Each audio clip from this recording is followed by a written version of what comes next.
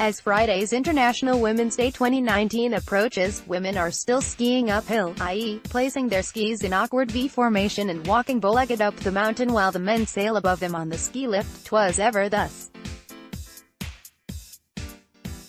But the fight for women's rights, with good men joining in, was never going to be easy. Until recently, it was never going to be. Minister of International Development Marie-Claude Bibeau launches Canada's new Feminist International Assistance Policy in 2017, which is spending money on reproductive rights in poorer countries, even as U.S. President Donald Trump does his best to remove such rights, writes Heather Malik. Adrian Wild. The Canadian press successes are localized. Oxfam Canada's yearly scorecard says the federal government under a feminist prime minister has done well, creating a Department for Women and Gender Equity and doubling federal funding for women's rights movements. Ottawa is using gender analysis in the budget process, and last year's Pay Equity Act took aim at the wage gap in federally regulated sectors, a huge achievement.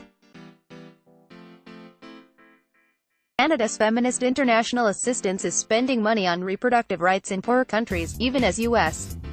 President Donald Trump does his best to remove such rights.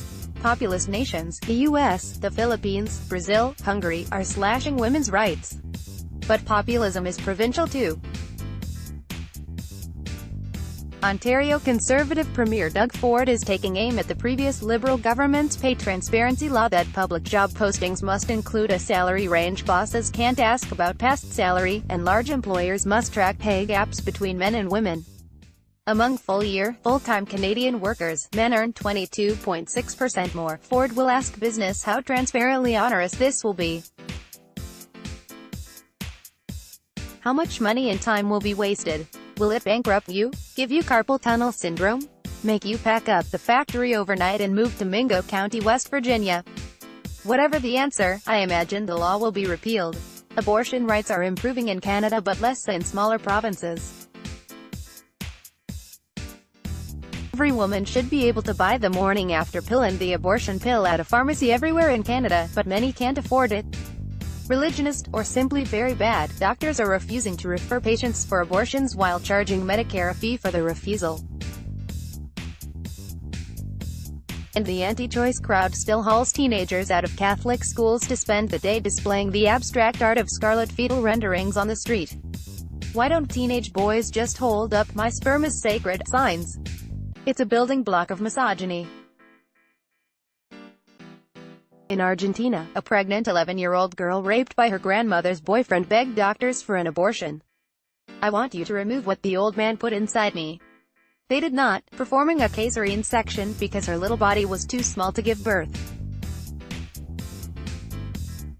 May well turn into an Argentina. It's almost there.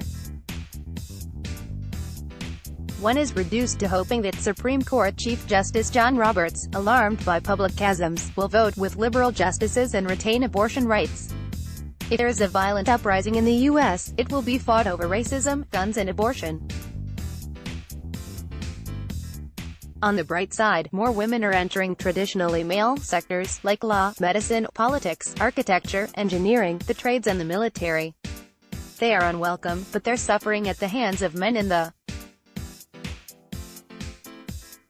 Nobel Prize is trying to root out the sexism, corruption and sexual brutality of past decades. 2 Nobels in literature will be awarded this year, presumably both to females. No, women's bodies are different from men's bodies. But data is male. Medicine is tested on and designed for male bodies, and many women die as a result. American critic Rebecca Traister wrote Good in Med, The Revolutionary Power of Women's Anger, a horrifying and energizing read in case you're not angry enough already, which is unlikely. The great British feminist Caroline Criado Perez, her campaign to keep a woman on banknotes has placed Jane Austen on the £10, has written an electrifying book, Invisible Women, about the world being designed, literally, for male bodies. From office design to the size of smartphones to drug trials, women are not male and therefore not the standard. We do not fit in. Women's rights are human rights, says Canada's famously feminist Foreign Minister Chrystia Freeland. Day by day, we women hope to become full members of the human race. Heather Malik is a columnist based in Toronto covering current affairs. Follow her on Twitter, @Heather Report and air journalistic standards about the star when it comes to expert advice. Come to US. New NEWSLETTER ADVICESIGN up.